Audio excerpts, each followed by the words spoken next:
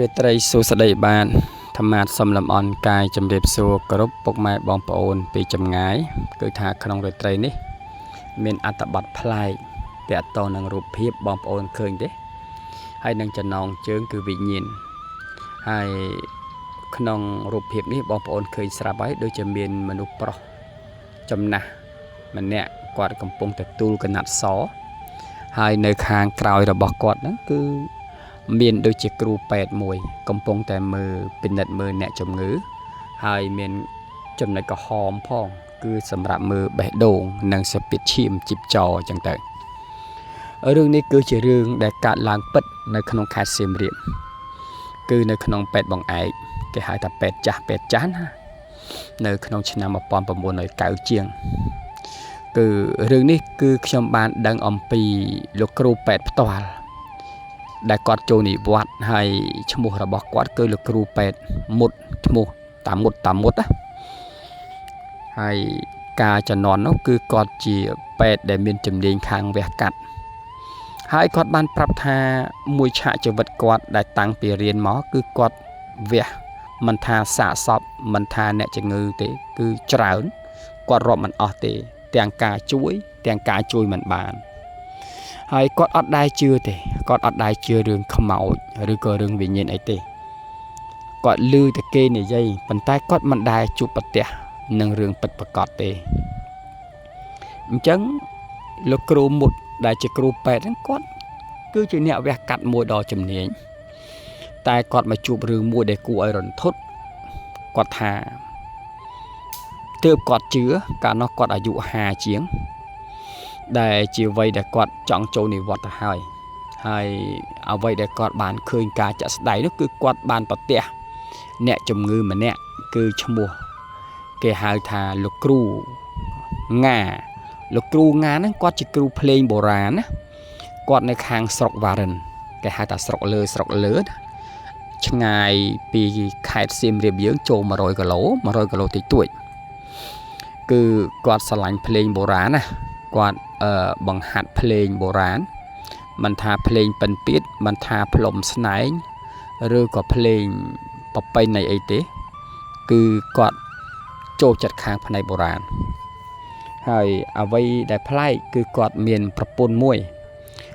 នឹងកូនស្រីម្នាក់កូនស្រីនោះអាយុប្រហែលជា3ឆ្នាំទេ3ឆ្នាំបាទនេះបើតាមដែលចាំដឹងបាន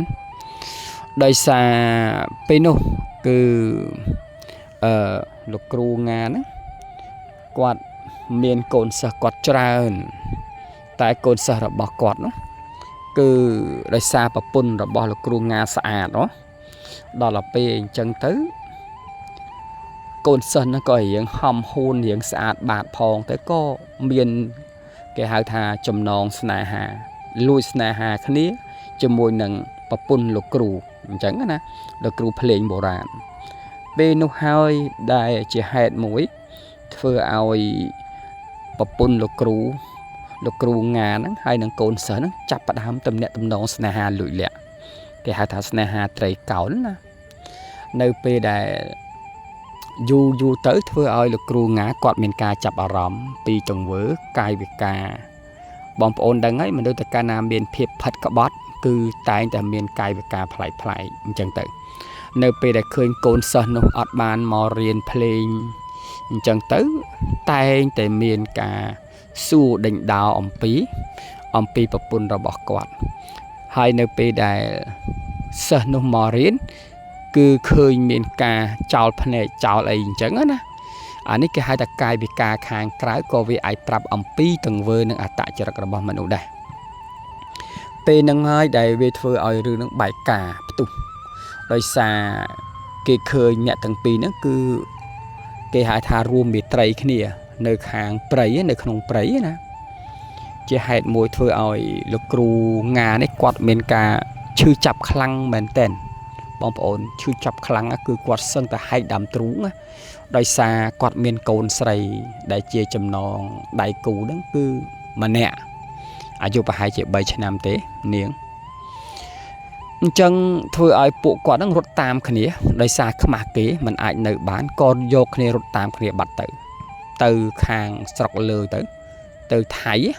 ទៅកាប់អំពើកាប់អីទៅកាលនោះគេនិយមទៅថៃណាទៅថៃទៅកាប់អំពើកាប់ពោតអញ្ចឹងទៅដោយប្រពន្ធលោកគ្រូងាហ្នឹងគឺជាអ្នកនាំផ្លូវទៅបរោះនោះឲ្យទៅកាប់អំពើរស់នៅជាមួយគ្នាអញ្ចឹងទៅហើយចោលកូនទុកកូនឲ្យលោកគ្រូងាហ្នឹងមើលទៅលោកគ្រូងាពេលដែលគាត់បានទទួលដំណឹងដ៏ឈឺចាប់នេះគឺគាត់វាក្តុកក្តួលខ្លាំងហើយក្មេងត្រឹម 3-4 ឆ្នាំមិនទាន់ដាច់ទឹកដោះនៅឡើយទេណាបងប្អូនគឺធ្វើឲ្យគាត់ទទួលសម្ពាធខ្លាំងមែនទែនគឺគាត់ដើរសុំអ្នកដែលមានកូនខ្ចីនឹងអាចសុំឲ្យកូនជួយបើកទឹកដោះផងហើយឲ្យហូបបបរបានច្រើនផងព្រោះអីក្មេងកាលណាវាត្រូវការអាហារអំពន់ជួនកាលក្មេងវាទម្លាប់បើកដោះម្ដាយ3ឆ្នាំបងប្អូន3ឆ្នាំទម្លាប់ជក់ដោះម្ដាយអញ្ចឹងពេលនោះហើយធ្វើឲ្យគាត់នឹងខ្មាស់អ្នកភូមិអ្នកស្រុកនឹងកូនសិស្សច្រើនពេកហើយក៏គេងមិនបានដេកមិនបានដោយសារនឹកប្រពន្ធផងហើយមិនគួររឿងនឹងវាកើតឡើងផងអញ្ចឹងថ្ងៃមួយនេះវាអកុសលអីបងប្អូនហើយគឺគាត់ឡើងមកផ្សារដែលគាត់ជិះកង់ឡើងមកផ្សារក៏ប្រទះនឹងឡាននោះគឺគោលម្ដងមិនបានជិះបុកគាត់ទេតែដោយសារគាត់ជិះកង់មួយផ្លឹកអារម្មណ៍គាត់នឹកទៅនេះនឹកទៅនោះអាណាកូនអាណាប្រពន្ធដល់ទៅពេលគាត់ផ្លឹកគាត់គិតច្រើនទៅគាត់ជិះកង់បងប្អូនមិនមែនគាត់ជិះកង់ចូលឡានទេគឺគាត់ជិះកង់ឆ្លងថ្នល់ក៏ប៉ុន្តែឡានបើកលឿនគឺបុកគាត់ពេញទំហឹងបងប្អូនបុកគាត់ពេញទំហឹងហើយក៏ប្រជាជនគេស្គាល់គាត់ច្រើនហ្នឹងក៏គេចាប់លើគាត់ឡើងតែគាត់មានរបួសធ្ងន់ហើយគឺក្បាលគាត់បោកតង្កិចនឹងអាផ្លូវលំហ្នឹងខ្លាំងមែនតើដែលគេប្រទះឃើញនឹងថ្មហ្នឹងគឺព្រុលក្បាលបាត់ទៅហើយអញ្ចឹងធ្វើឲ្យគាត់ហ្នឹងប្រកាច់អញ្ចឹងទៅក៏សន្លប់ធំឈាមហូរតាមកជាឈាមហូរតាមមាត់ប៉ុន្តែគេឃើញនៅកន្លែងដៃកង់ហ្នឹងគឺមានបបរហើយមានបន្លែមានម្ហូបដូចជាគាត់ត្រូវការយកម្ហូបហ្នឹងហើយនឹងបន្លែត្រីអីហ្នឹងដើម្បីស្លឲ្យកូនស្រីគាត់ហូបអញ្ចឹងណាព្រោះអីគាត់ស្រឡាញ់កូនហ្នឹងណាគាត់ស្រឡាញ់កូនគាត់មែនតើគឺគាត់ទៅណាមកណាគាត់យកកូនតាមរហូតតែថ្ងៃហ្នឹងគាត់អត់បានយកកូនតាមគាត់អត់បានយកកូនតាមខ្លួនគាត់ទេព្រោះអីអ្នកស្រុកអ្នកស្រែបងប្អូនតែតែឃើញគាត់ចងកម្មាមួយនៅខាងមុខដើម្បីដាក់កូនអង្គុយអញ្ចឹងណាជំនាន់ហ្នឹងជំនាន់កៅជាងបងប្អូនកៅជាងយើងនៅក្រនៅឡើយទេហើយក៏អ្នកដែលបុកហ្នឹងក៏ជួយបញ្ជូនគាត់មកមន្ទីរពេទ្យខេត្តសៀមរាបហ្នឹងក៏ជួយបញ្ជូនគាត់មកពេទ្យខេត្តដើម្បីជួយសង្គ្រោះបន្ទាន់ដោយសារឃើញសភាពគាត់ធ្ងន់ធ្ងរពេកអញ្ចឹងពេលហ្នឹងគាត់បានមកដល់ពេទ្យខេត្តដោយសារលោកគ្រូងានេះគាត់មានមុខមាត់ដែរដោយសារគាត់ជាគ្រូភ្លេងបុរាណនៅខាងស្រុកលើខាងវ៉ារិនហើយអ្នកដែលបើកឡានបុកគាត់ជានាយទាហានផងអញ្ចឹងគឺគាត់មានអំណាចគ្រប់គ្រាន់នៅក្នុងការជួយសង្គ្រោះមនុស្សណាពេលនោះគឺលោកគ្រូពេទ្យយកចាត់ទុកដាក់មែនទែនចំពោះគាត់ហើយបានសែងគាត់ចូលទៅក្នុងបន្ទប់សង្គ្រោះបន្ទាន់គឺមានតែគាត់ទេត្រូវបានដាក់អុកស៊ីហ្សែនហើយនឹងដាក់វាស់សម្ពាធឈាមជំនាន់ហ្នឹងគឺមិនសូវទំនើបប្រមាណទេបងប្អូនក៏ប៉ុន្តែលោកអ៊ំមុតដែលគាត់ជាគ្រូពេទ្យវះកាត់ហ្នឹងគឺគាត់ឃើញហេតុការណ៍គួរឲ្យរន្ធត់មួយគាត់អត់ដែលឃើញរឿងចឹងកើតឡើងទេមួយឆាកជីវិតគាត់រឿងតាក់ទងនឹងវិញ្ញាណរបស់មនុស្សពិតជាចេញមកបានមែនដែលគាត់បានឃើញផ្ទាល់ភ្នែកតែម្ដងគឺនៅក្នុងយប់ដែលកាត់ហេតុហ្នឹង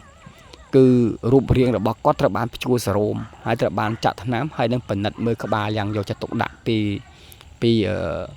លោកគ្រូពេទ្យមុតកាលនោះគាត់មានវ័យ50ជាងគាត់ថាគាត់ឃើញសភាពបែបហ្នឹងគឺគាត់អាណិតណាដោយសារគាត់ឃើញណាមួយលោកគ្រូងាហ្នឹងគាត់ជាគ្រូភ្លេងបុរាណផងហើយឃើញមានកូនសិស្សឃើញមានអីមកតាមអញ្ចឹងទៅមកតាមមើលយកចិត្តទុកដាក់ណាហើយក៏ឃើញប្រវត្តិគាត់ថាគាត់ហ្នឹងគឺមានកូនស្រីមួយ3ឆ្នាំនៅឡើយទេគឺនៅតូចមែនតែនអត់មានអ្នកនៅមើលថែទេគឺនៅក្នុងផ្ទះនោះ chẳng bây để rụp cài quạt sờ lọc nơi không mình ti pet á cứ vì nhiên là bọc quạt nơi té nó từ mưa cồn quạt đó bóng bột từ mưa cồn quạt cứ quạt từ mưa cồn quạt cồn sấy quạt nó mưa khơi quạt á dùng á mưa khơi quạt dùng clean sạch đi clean hùng chân tự pe nút thưa ao vị nhiên rồi bao lục cừu ngà nữa cứ miền ẩm na chứ bóng bồn miền ẩm na chứ đợi xa cố cứ quạt bàn từ prap nẹ chật khang rồi bọc quạt nó ao thì chui côn quạt phong vì pro mình đu mà nẹ tranh bị nó mót làm bây mà mưa quạt này không mình tì pẹt khẹt tay ọt bán từ mưa côn sấy quạt đài cầm bông từ miền Tây nhà há ọt clean này không tiệt tì chẳng bóng bồn vậy để cha nó cứ thà vì nhiên rồi bọc quát ban tập rạm mê phúm thà mê phúm mới chui côn khiêm phong giấy lư ping cái chuyện mong thà côn khiêm clean côn khiêm dùng khang ăn nơi không tè tại anh thì admin ấy hộp admin ấy thì đó là pe chẳng mê phúm quát phứ sờ bol khơi nhẹ mong quát phứ sờ bol hay là kêu nga nó quát đa tập rạm nẹt chật khang quát thiệt thái lư ta sầm lên thì pe nút và thiên phúm còn tại lư đăng đồng nâng tha lục kêu nga nó bất chỉ kêu thằng mẹ đại cây bị chun quạt mò pẹt bằng ai khai sim riết bất cả pẹt chả nèហើយគាត់គ្រាន់តែលឺភ្លាមគឺគាត់ទៅផ្ទះលោកគ្រូងាហ្នឹងមែនអ្វីដែលអស្ចារ្យគឺឃើញកូនស្រីនឹងយំនៅលើក្រែមែនគឺយំផ្កាប់មុខបងប្អូនហើយគឺឃ្លានពេលនោះគឺមេភូមិនឹងគាត់ចាប់កូននឹងឡើងមកគឺឃើញមុខខំនឹងសុទ្ធតែមុខខំគឺធ្វើឲ្យមេភូមិនឹងគាត់ដុកដួលចិត្តមែនទែនគឺគាត់ចាប់កូននឹងមកដើម្បីបញ្ចុកនេះបញ្ចុកនោះអញ្ចឹងណានឹកឃើញថាឃើញវិញ្ញាណនឹងប្រាប់គាត់ច្បាស់ថាទៅជួយកូនគាត់ផងកូនគាត់នៅក្នុងផ្ទះតែឯងទេអត់មានអ្នកមើលទេអញ្ចឹងរូបគាត់ដេកស្លាប់នៅក្នុងមន្ទីរពេទ្យកំពុងតែយកចិត្តទុកដាក់នឹងការមើលក្បាលមើលអីពីគ្រូពេទ្យពីលោកគ្រូមុតនឹងឯងហើយអ្វីដែលអស្ចារ្យនៅក្នុងយប់នោះគឺក្បាលគាត់ហើមធំទៅដោយសារបោកទៅវាអត់បែកធំបោកទៅវាផ្ទប់ទៅវាហូរឈាមតែបន្តិចហូរឈាមទៅតាមកញ្ចក់តាមច្រមុះវាអត់ហូរឈាមខ្លាំងដល់ពេលអញ្ចឹងទៅក្បាលវាកកឈាមអញ្ចឹងហើមធំទៅពេលនោះពេទ្យមុតកាលនោះគាត់លោកអ៊ំនោះគាត់ថាគាត់អាយុទៅតែ50ជាងគាត់ថាក្បាលលោកគ្រូងានេះមើលទៅមិនអាចទុកបានទេគឺការវះកាត់ហើយចំនួនហ្នឹងវាអត់មានឧបករណ៍ទំនើប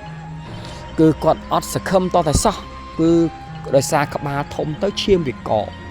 ដោយសារវាមានគេហៅថាការរីកម៉ូលេគុលនៃសរសៃឈាមខួរក្បាលណាគឺវាប្រែប្រួលទាំងអស់គឺគាត់អត់សង្ឃឹមទេដោយសារក្បាលហ្នឹងហើមទៅក្នុងយប់នោះអ្វីដែលលោកគ្រូមុតគាត់ប្រាប់គាត់ថាគាត់កំពុងតែទៅពិនិត្យមើលថ្នាំនៅក្នុងបន្ទប់តែម្នាក់ឯងកំពុងតែរកថ្នាំជួយមកចាក់ក្បាលលោកគ្រូងាណាស្រាប់តែលោកគ្រូងាដើរតាមក្រោយគាត់លឺសំឡេងសិបនៅក្នុងនោះប្រហែលជាម៉ោង1យប់កណ្ដាលទៀតលោកគ្រូមុតគាត់នឹកឃើញថាមានដើមជើងដើរតាមគាត់ប៉ុន្តែមិនតែដើមជើងអីដើរចេញពីបន្ទប់នឹងមកតាមពិតវិញ្ញាណរបស់លោកគ្រូងាគឺដើរតាមលោកគ្រូពេទ្យហ្នឹងឯងដើរតាមមកដល់ហោថ្នាំស្រាប់តែពេលហ្នឹងគឺគាត់ចេះមានអារម្មណ៍មួយថាព្រឺក្បាលដោយសារនៅក្នុងហេតុការណ៍យប់ម៉ោង1ហ្នឹងអត់មានពេទ្យណាជំនួសគាត់ទេគឺគាត់មានតែឯងហើយនឹងមិត្តភ័ក្តិជាដៃគូនៅខាងបន្ទប់ផ្សេងកន្លែងសាលផ្សេងណាគឺលោកគ្រូងាហ្នឹងគឺជាភារកិច្ចរបស់គាត់ដែលគាត់ត្រូវទទួលខុសត្រូវនៅក្នុងការវះកាត់និងការចាត់ចែងការងារហ្នឹងស្រាប់តែហេតុការណ៍នៅក្នុងយប់នោះគឺគាត់ងាកទៅប្រអួយដោយសារប្រអួយហ្នឹងអត់បានបិទណាគឺគាត់ស្រាប់តែឃើញលោកគ្រូងាហ្នឹងនៅចំមុខប្រអួយហ្នឹងហ្មងគឺឈរមើលមុខគាត់ឡើងថ្លែប្រោយណាព្រលឹងវិញ្ញាណគាត់ហ្នឹងគឺទូលកណាត់សរុំសទាំងអស់ដូចអ្វីដែលគាត់បានរុំ អ្នកជំងឺដេកនៅក្នុងក្រែអញ្ចឹងណានៅលើក្រែអញ្ចឹងពេលហ្នឹងស្រាប់តែលោកគ្រូពេទ្យមុតហ្នឹងគាត់ភ្ញាក់ឲ្យព្រឺតហ្មងគាត់ឃើញស្ដែងពេកតែគាត់អត់ជឿហេតុការណ៍ហ្នឹងឯងគឺគាត់ខំប្រឹងសម្លឹងគាត់សម្លឹងមុខយូរទៅវាដូចនឹងមុខលោកគ្រូងាដែលដេកនៅលើក្រែដែលគាត់កំពុងតែព្យាបាលគឺមានសិតតែឈាមហូរចេញពីភ្នែកហូរចេញពីច្រមុះហូរចេញពីត្រចៀកធ្វើឲ្យលោកគ្រូពេទ្យមុតហ្នឹងគឺគាត់ដកថយភ្លាមហ្មងគាត់ចាប់ថ្នាំគាត់ចាប់សារ៉ាងមកគាត់រត់មកមើលមកមើលអ្នកជំងឺវិញស្រាប់តែពេលនោះអ្វីគឺវាពិតប្រាកដគឺបេះដូងគាត់លេងដើរបងប្អូនបេះដូងគាត់លេងដើរគឺគាត់ឃើញវិញ្ញាណរបស់លោកគ្រូភ្លេងបុរាណហ្នឹងចេញទៅជួបគាត់នៅមុខប្រួយឲ្យគាត់ឃើញអញ្ចឹងគាត់នឹកឃើញថាវាមិនអាចមានរឿងយ៉ាងកើតឡើងទេពីព្រោះគាត់ធ្វើពេទ្យយូរឆ្នាំគាត់មិនជឿរឿងនឹងតែម្ដងហើយគាត់បករត់ចូលបន្ទប់វះកាត់វិញស្រាប់តែអ្វីគឺវាដូចមែនគឺបេះដូងគាត់លេងដើរហើយគឺបញ្ជាក់ថាគាត់ស្លាប់ហើយអញ្ចឹងណាគាត់ស្លាប់ហើយអញ្ចឹងលោកគ្រូពេទ្យមុតកាលនោះគាត់ប្រាប់ថាគាត់មានអារម្មណ៍មួយអាណិតខ្លាំងណាគាត់ក្តុកក្តួលគាត់ថាគាត់មិនដែលឃើញវិញ្ញាណចេញពីរូបកាយពិតប្រាកដអញ្ចឹងទេក្រោយមកក៏គាត់យកកណាត់សនឹងគ្របមុខនៅពេលដែលគ្របមុខទៅស្រាប់តែលោកគ្រូងាហ្នឹងចាប់ផ្ទះដៃគាត់ចេញមកបងប្អូនគឺធ្វើឲ្យគាត់មានការផិតភ័យខ្លាំងមែនទែនគឺអត់ព្រមឲ្យគ្របមុខទេគឺផ្ទះដៃគាត់ចេញមកដោយសារភ្នែកគាត់បើកផ្ទះដៃគាត់ចេញពេលនោះលោកគ្រូពេទ្យហ្នឹងគាត់ថាគាត់ព្យាយាមយកកណាត់សគ្របម្ដងទៀតតែអ្វីដែលប្លែកគឺខ្យល់ខ្លាំងមែនទែននៅក្នុងយប់ហ្នឹងដោយសារវិញ្ញាណរបស់គាត់មានកម្លាំងខុសពីវិញ្ញាណធម្មតាគឺខ្យល់ជះមកតាមប្រួយគឺធ្វើឲ្យអាកណាត់សហ្នឹងគឺលាចេញមកវិញទៀតគឺភ្នែកគាត់លៀនដដែលហើយលោកគ្រូពេទ្យមុត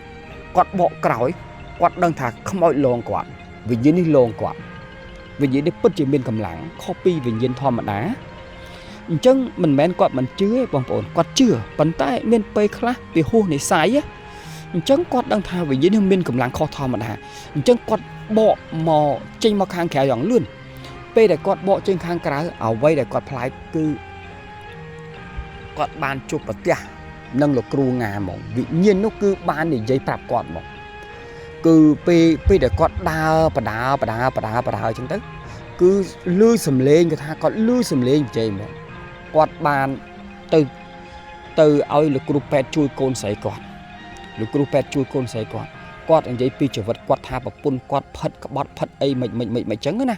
គឺនិយាយពេញកជាហ្មងអត់មានគឺថាដូចម៉ែមនុស្សងាប់អញ្ចឹងគឺមានសំឡេងហ្នឹងចេញមកភឹងហើយនៅក្នុងផ្លូវដ៏ស្ងាត់ជ្រងងំហ្នឹងគឺអត់មានអ្នកណាទាំងអស់គឺមានតែគាត់ម្នាក់ឯងដើរប៉ុន្តែឮសំឡេងលោកគ្រូងាជាភ្លេងបុរាណហ្នឹងជាគ្រូភ្លេងហ្នឹងប្រាប់ថាជួយគាត់ផងគាត់មានកូនស្រីមួយគឺគាត់ស្លាប់ហើយអញ្ចឹងសូមឲ្យលោកគ្រូពេទ្យជួយចិញ្ចឹមកូនគាត់ផងគឺគាត់មានកូនស្រីតែមួយទេអាយុទៅតែ3ឆ្នាំគាត់អង្វរឲ្យពេទ្យឲ្យជួយណាហើយពេទ្យនោះគាត់ព្យាយាមដើរគាត់ធ្វើដូចជាអត់ឮរឿងអីទាំងអស់តែនៅស្រាប់ពេលដែលគាត់ចូលនៅក្នុងបន្ទប់ office ដើម្បីបិទទ្វារដេកគាត់ភ័យខ្លាំងណាស្រាប់តែអ្វីដែលប្លែកនោះពេលដែលគាត់បិទទ្វារក្រឹបគឺវិញ្ញាណលោកគ្រូងាហ្នឹងគឺនៅនឹងក្រែដែលគាត់មានបំណងចង់ដេកហ្នឹងគឺគាត់ឃើញសសមល់ឲ្យស្ទង់មក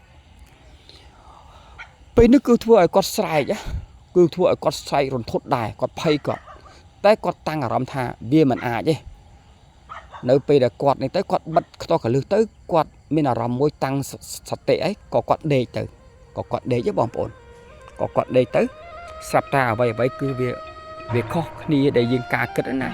គឺវិញ្ញាណនោះឈរបញ្យល់សពគាត់តាមដំណើររឿងអញ្ចឹងណាបងប្អូនដំណើររឿងហើយក៏ព្រមឲ្យគឺថាដោយឲ្យគាត់លងលក់មកផ្លែហ្នឹងទៅក៏ បានប្រយោជន៍សពគាត់តាមដំណើររឿងប្រាប់ពីប្រពន្ធគាត់បានផិតគាត់ជាគ្រូភ្លេងហើយគាត់មានកូនស្រីម្នាក់ណាអញ្ចឹងគាត់អត់ព្រមទេគឺគាត់មាននិស្ស័យជាមួយនឹងគ្រូពេទ្យហ្នឹងឯងហើយគាត់ថាឲ្យជួយចិញ្ចឹមកូនគាត់ផងជួយយកកូនគាត់មកចិញ្ចឹមផងដើម្បីឲ្យកូនគាត់មានអនាគតប្រសិនបើលោកគ្រូពេទ្យនោះមិនព្រមទទួលពាក្យគាត់ទេគឺគាត់អត់ព្រមទៅណាទេអញ្ចឹងណាគាត់អត់ព្រមទៅណាទេអញ្ចឹងលោកអ៊ំមុតហ្នឹងគាត់ថា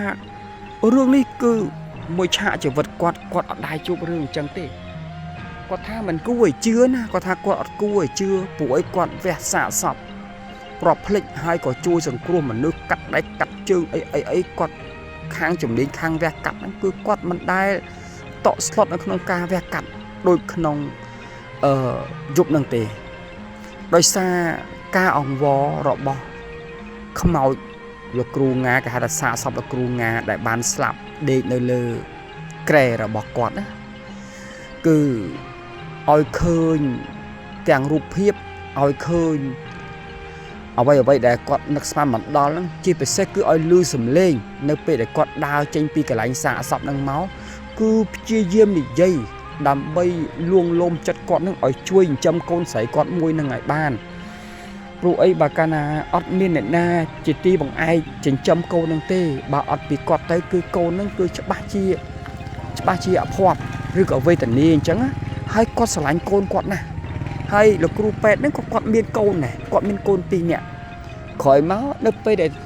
ទទួលពាក្យអញ្ចឹងទៅក៏គាត់ព្រមទទួលពាក្យថាគាត់នឹងទទួលចិញ្ចឹមគាត់ពេលដែលគាត់ងើបឡើងមកគឺគាត់លេងខ្លាចមកគាត់ថាគាត់ទទួលចិញ្ចឹមក្មេងនឹងឯងថ្ងៃស្អែកគឺគាត់នឹងសាកសួរតាពិតជាមានក្មេងនឹងមែនអត់បើមានក្មេងនឹងមែនគឺគាត់ត្រូវទទួលយកកូននឹងមកធ្វើកូនផងគាត់ពេលនោះគឺវិញ្ញាណរបស់លោកគ្រូណាហ្នឹងក៏បាត់ឈឹងទៅបងប្អូនអស់ចាណាបងប្អូនរឿងនេះណាអញ្ចឹងបានថាមនុស្សយើងពេលខ្លះនៅពេលដែលស្លាប់ទៅគាត់អឡោះអាល័យខ្លាំងណាគឺគ្រប់យ៉ាងគឺគាត់ឃើញហេតុការណ៍មកគឺវិញ្ញាណនឹងព្រមចេញដោយសារអាល័យកូនពេកជាប់ចម្ពាក់នឹងកូនពេកបារម្ភនឹងកូនពេកគឺធ្វើយ៉ាងណាដើម្បីឲ្យអ្វីជាការពិតពេលនោះគឺលោកគ្រូពេទ្យហ្នឹងគាត់យកកូនហ្នឹងមកចិញ្ចឹមធ្វើជាកូនគាត់មែនឥឡូវកូនហ្នឹងធំហើយបងប្អូនធំហើយមានដល់តែចៅទៀតនៅសង្ហៃនោះអញ្ចឹងបានថារឿងនេះរឿងពិតបងប្អូនខ្ញុំស្ដាប់គាត់និយាយគឺរន្ធត់ចិត្តមកហើយគាត់បានថតរូបលោកគ្រូងាហ្នឹងទុកឲ្យកូនស្រីនឹងមើលទៀតថាជាឪពុករបស់នាងនោះឯងហើយគាត់នេះគ្រាន់ជាឪពុកចិញ្ចឹមទេអានេះជារឿងពិតណាបងប្អូនគឺវាកើតឡើងនៅក្នុងពេទ្យបងឯកហើយគាត់ឥឡូវនេះគាត់វ័យចំណាស់ហើយគាត់និយាយប្រាប់ខ្ញុំគឺគាត់ហូរទឹកភ្នែកគាត់ថាទឹកចិត្តឪពុកស្រឡាញ់កូនណាគឺបើទោះជានៅក្នុងសភាពបែបណាក៏អត់បោះបង់កូនចោលដែរខុសពីមនុស្សស្រីតែកាលណាផិតក្បត់ប្តីហើយអត់អាល័យកូនអត់នឹកពីកូនតែមនុស្សប្រុសបងប្អូនបើក្បត់ប្រពន្ធក៏នៅតែស្រឡាញ់កូនដែរបងប្អូនអញ្ចឹងវីដេអូមានតែប៉ុណ្្នឹងអញ្ចឹងសូមអរគុណសូមជម្រាបលាបាទ